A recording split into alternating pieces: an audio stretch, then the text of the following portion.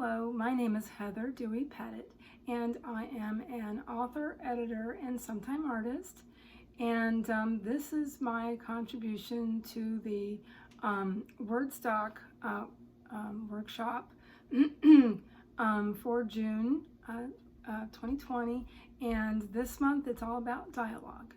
Now, as I am a freelance copy editor and proofreader, I thought I would take that tech, if I'm saying that correctly, and talk about something related to that, and that is punctuation. Now, that is a very broad topic, and so even in terms of just dialogue. So I was thinking about this subject and how I would break that down further, and what I came up with is something very specific, and that is using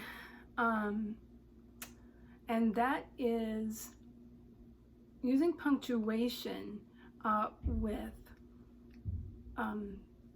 dialogue that includes stuttering. Now, I have experience in this subject, as I actually am a stutterer.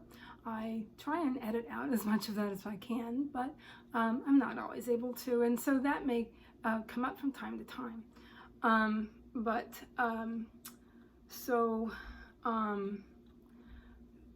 Let's see. So anyway, I'd like to start this video by saying that I will be using personal examples to show you to show how you can punctuate dialogue that contains stuttering, as well as to show how to use it in a realistic way. But first, I did want to say that using a stutter in a caricature-like way, even if unintended, could be demeaning to those who actually stutter. So I wanted to include some definitions of what stuttering is and real-life examples. So also stuttering is just one term used for the condition, which can also be called stammering. So I have a definition here. According to psychcentral.com, stuttering, quote, stuttering is a chronic disfluency or break in fluent speech.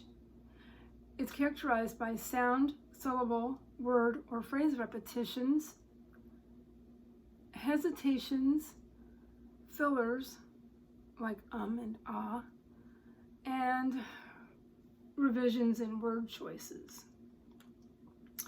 It can also include unnatural stretching out of sounds and blocks in which a sound gets stuck and just won't come out. Stuttering may be accompanied by muscle tension, facial tics, and grimaces. End quote. So here is an example. Now, when I was a teen, I had a stutter in which I had blocks. So that quote from the article included a very good description of what the experience is like. The words would just stop, and the sound stuck in my throat. Now, I'm going to show how something like that could be used in a sentence.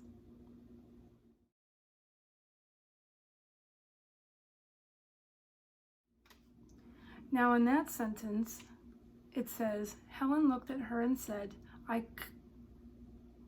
Faye watched her grimace with the effort to speak. I have not been able to.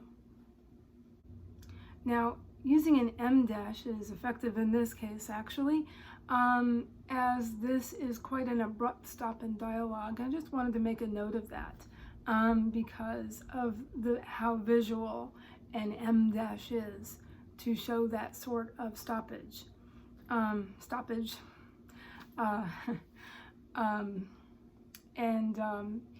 Now, in addition, a character with a recurrent stutter, if it's part of their character, may still be working through the anxiety that stuttering sometimes causes. So I chose to show that there as well. Now, I also had syllable repetitions. Here is how something like that could look in a sentence.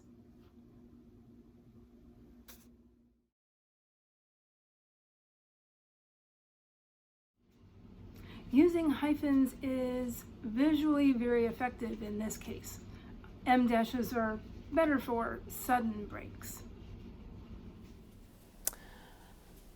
Now, these are just a few examples of sentences where use of punctuation can show a character with a sudden onset stutter, because anyone can stutter with sudden fear or anxiety, or a character with a recurrent stutter that is part of their personality. I hope to use this as a beginning to a series on tips for writers having to do with punctuation, grammar, spelling, and things of that nature. So that is coming. And so to sum up, my name is Heather Dewey Pettit, and I am an author, editor, and sometime artist. I currently have live streams on Tuesday and Thursday evenings from 7 p.m. Eastern to 9 p.m. And let's see, and I am, like I said, I'm an author. I am working on a young adult fantasy, and as an editor, I specialize in copy editing and proofreading for indie artists. Thank you very much for watching, and I hope you might subscribe and like this video, and thank you so much. Have a great day, guys. Bye.